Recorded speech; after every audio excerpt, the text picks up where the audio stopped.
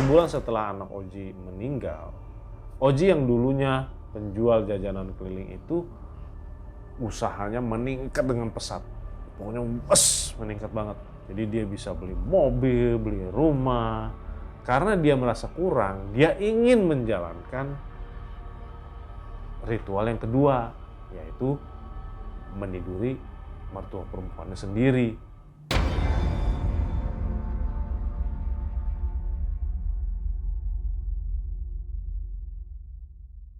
Halo teman kisah kalian, kembali lagi bersama saya Yan.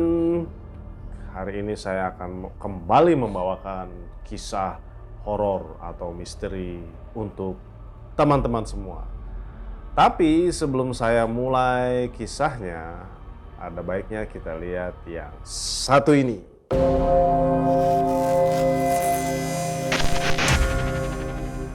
Oke teman-teman kakak, kisah ini terjadi pada tahun 1998.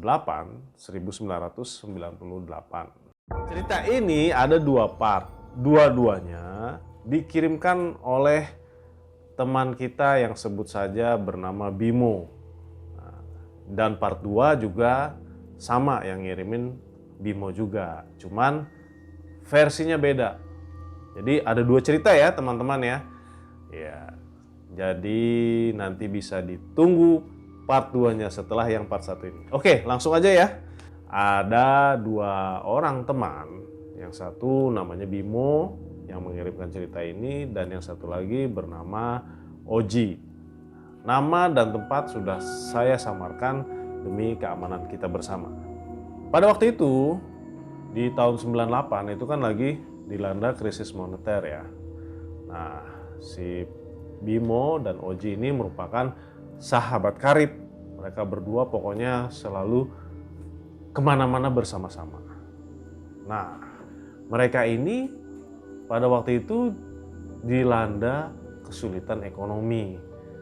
Kenapa begitu? Karena Bimo ini ternyata mempunyai 4 orang anak dan Pak Oji mempunyai 2 orang anak. Jadi kebayangkan ya, tahun 98 keadaannya seperti apa, terus dalam dilanda kesulitan ekonomi, Bimo dan Oji harus memberikan makan kepada anak-anak mereka yang masih kecil-kecil beserta istrinya juga. Oke. Bimo ini berprofesi sebagai tukang beca, sedangkan Oji sebagai penjual jajanan keliling, jadi makanan kecil, snack-snack keliling gitu ya.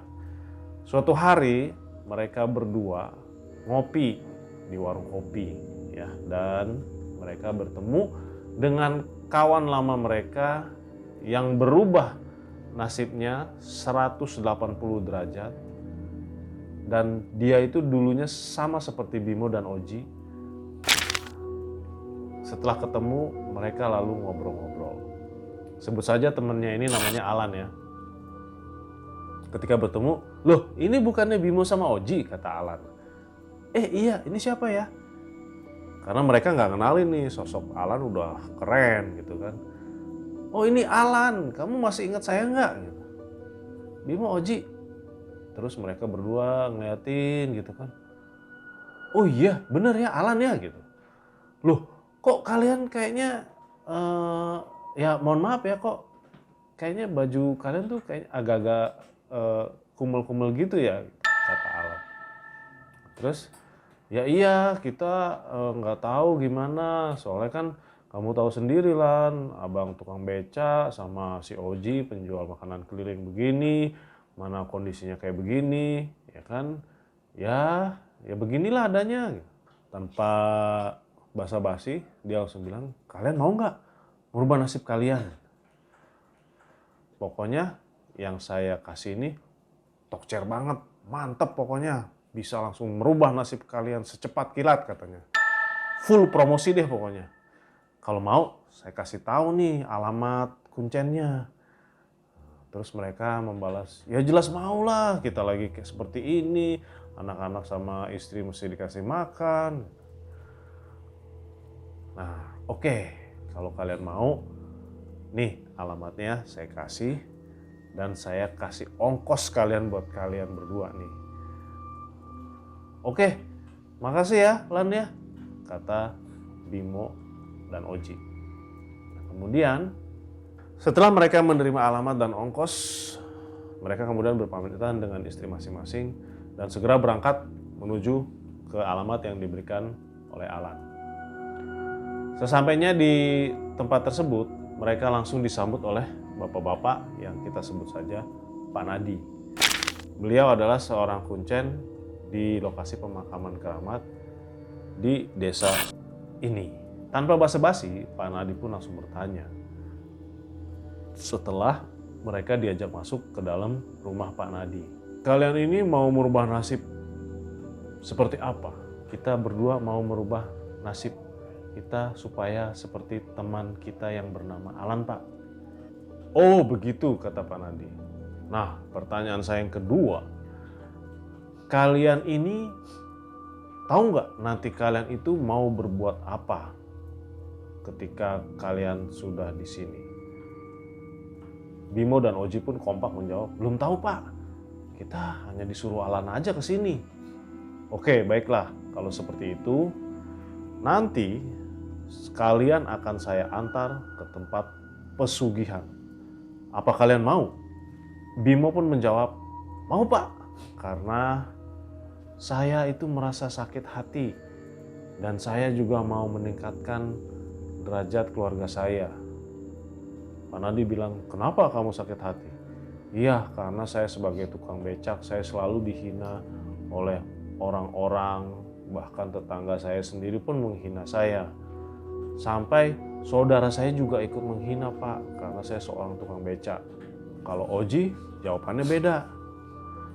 Kalau saya Pak, sampai mati mau jadi katak pun saya mau Pak. Jadi monyet juga mau Pak. Yang penting saya hidup itu banyak harta benda. Saya ingin berbuat lebih banyak lagi untuk anak istri saya Pak. Waduh, saya udah capek Pak hidup kayak begini. Semuanya serba susah. Oke, kalau begitu, kata Pak Nadi, kalau kalian mau melakukan hal yang ini, yang penting saya sudah menasihati kalian ya, saya sudah memberitahu bahwa ini adalah sangat beresiko dan ini adalah sudah sangat di luar jalur yang semestinya. Nah, siapa apapun itu kita jalanin. Setelah perbincangan itu, Bimo dan Oji diantar oleh Pak Nadi ke tempat pemujaan. Dan yang anehnya, menurut Bimo, ini tempatnya itu beda dari yang banyak dibicarakan orang. Di sini meskipun tempatnya di tengah-tengah hutan, ya gelap ini, tapi sangat luas. Dan tempatnya itu nggak terlalu serem ya. Jadi hutan gitu di tengah luas, atasnya alam terbuka, tapi nggak serem gitu. Entah kenapa nggak serem lah pokoknya kata dia. Harusnya kan serem ya. Nah di situ Bimo melihat ada 7 orang yang sedang ritual. Bimo dan Oji pun disuruh puasa selama 7 hari di sana. Dan mereka pun siap katanya. Jadi total tuh ada 9 orang yang melakukan pemujaan di tempat itu. Kemudian setelah 7 hari, Pak Nadi datang nih dan dia memanggil 9 orang yang sedang melakukan ritual itu. Di situ Pak Nadi mengatakan bahwa Bimo harus membawa ayam. Terserah Bimo dan Oji itu mau bawa ayam yang mana dan mau dimasak apa. Misalnya digoreng, dibakar, pokoknya terserah mereka. Tapi ayam itu harus mereka sembelih sendiri. Jadi Bimo sama Oji harus sebelum ayamnya dimasak itu harus disembelih sendiri katanya. Oh, akhirnya menyembelih 8 ayam. Tapi anehnya Bimo ini hanya dia aja nih yang nggak bisa nyembelih ayam itu. Karena setiap Bimo mau nyembelih ayam, dia tuh secara aneh tuh dia selalu melihat bayangan anaknya gitu.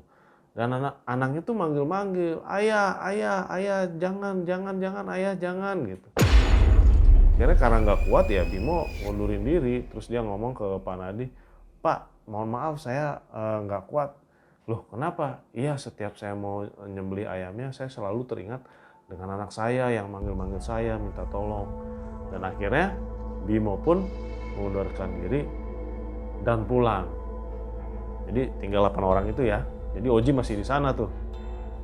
Tapi Bimo pulang. Nah, sampainya di rumah, Bimo tuh langsung terkaget-kaget dan bertanya, ada apa ini? Kok ramai sekali di rumah nih? Pokoknya banyak orang kumpul gitu kan. Nah, terus begitu masuk, Bimo langsung melihat tuh. Dan dia diam dan tidak banyak bicara. Dia ngeliat ke kiri ke kanan gitu kan. Terus anaknya mau meninggal. Jadi udah ya pokoknya mukanya udah terbaring, udah pucat gitu, dikira anaknya tuh meninggal. Nah, segera dia berlari ya tuh. Dia langsung peluk anaknya. Aduh, anakku. Terus setelah itu keajaiban tuh terjadi. Tiba-tiba saja anaknya terbangun. Jadi rupanya ini sepertinya anaknya koma ya. Kalau menurut Bimo ini kayaknya anaknya koma karena dia udah pucat, udah nggak bereaksi. Jadi dikira sudah sebentar lagi akan meninggal dunia. Terus begitu anaknya bangun, langsung menyebut, ayah, kakak aus nih, mau minum. Wah, dan semua orang yang di situ kaget semua. Wah, syukurlah anaknya telah bangun lagi, Pak. Nah, kita kembali ke si Oji nih. Nah, kalau tadi cerita dari Bimo itu selesai sampai di situ ya. Sekarang kita kembali ke Oji. Ini partnya Oji sekilas ya. Nanti akan nyambung ke part 2. Jadi si Oji ini, nah dia menjalankan ritual yang nggak boleh dilanggar, yaitu dia harus meniduri mertua perempuannya dan tidak boleh meniduri istrinya selama 1 bulan. Kalau bisa lebih sering, lebih bagus. Jadi nanti itu hartanya yang didapat makin banyak lagi, kata Panadi. Dan setelah aturan ritual yang Panadi kasih, Oji pun pulang. Begitu sampai di rumah, dia melihat bendera kuning di depan rumah dia. Ternyata anak pertama itu meninggal dunia. Betapa kagetnya dia. Kan? Singkat cerita, 1 bulan setelah anak Oji meninggal, Oji yang dulunya penjual jajanan keliling itu usahanya meningkat dengan pesat. Pokoknya meningkat banget. Jadi dia bisa beli mobil, beli rumah. Karena dia merasa kurang, dia ingin menjalankan ritual yang kedua, yaitu meniduri mertua perempuannya sendiri. Entah bagaimana, entah angin apa yang masuk, ketika Oji mencoba mendekati mertuanya, anehnya itu mertuanya mau-mau aja. Dan waktu dan tempat direncanakan. Akan tetapi, ini mungkin azab ya. Ketika sedang dilaksanakan, ternyata terjadilah gancet. Tidak bisa lepas antara Oji dan mertuanya. Kemudian akibat dari gancet tersebut, Oji dan mertuanya meninggal dunia secara bersama-sama. Oke, teman kakak, itulah sekilas dari part 2. Bagaimanakah kisah full dari part 2 itu? Pesan moral yang bisa kita dapat adalah apapun kesulitan ekonomi kita, tetaplah berusaha, jangan pernah berhenti. Selalu berjalan di jalan yang benar. Oke teman kakak, itulah barusan video part 1 dari Bimo dan Oji. Kita tunggu video selanjutnya part 2.